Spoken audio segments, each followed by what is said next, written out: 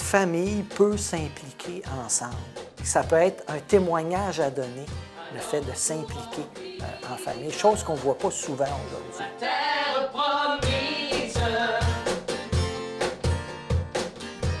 C'est venu à partir de notre expérience que Monique et moi on a vécue au JMJ de Toronto.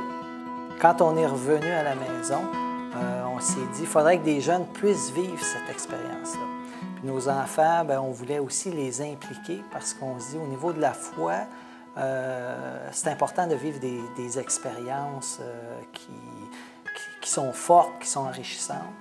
Puis, bien, comme on est un peu artiste dans l'âme, bien, on s'est dit pourquoi pas partir une troupe. Moi, j'avais 14 ans à peu près quand j'ai commencé à m'impliquer avec la troupe de théâtre Terre Promise. Ouais. Moi, j'avais 12 ans, je pense, 12-13 ans en tout cas. 11 ans, la même chose.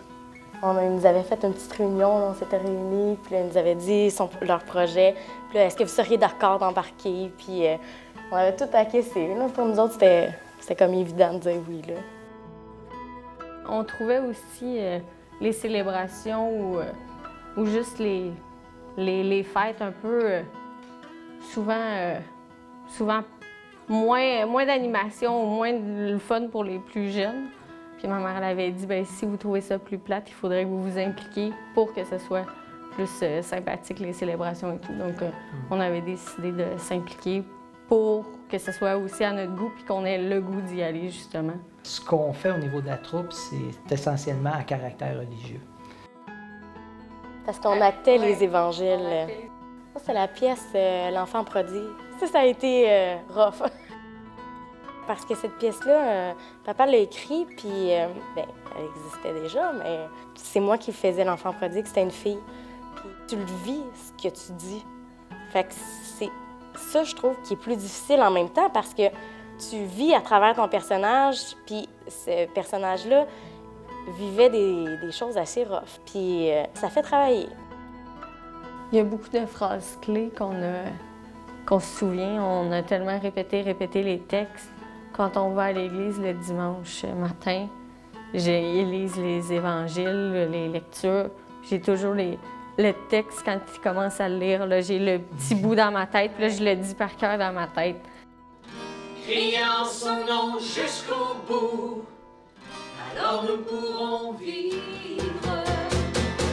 Quand nous tiendrons debout. Avant chaque animation, avant chaque pièce, on prend un petit moment ensemble pour se retrouver avant de monter sur le stage, pour dire, bien là, c'est pas pour notre propre gloire qu'on travaille.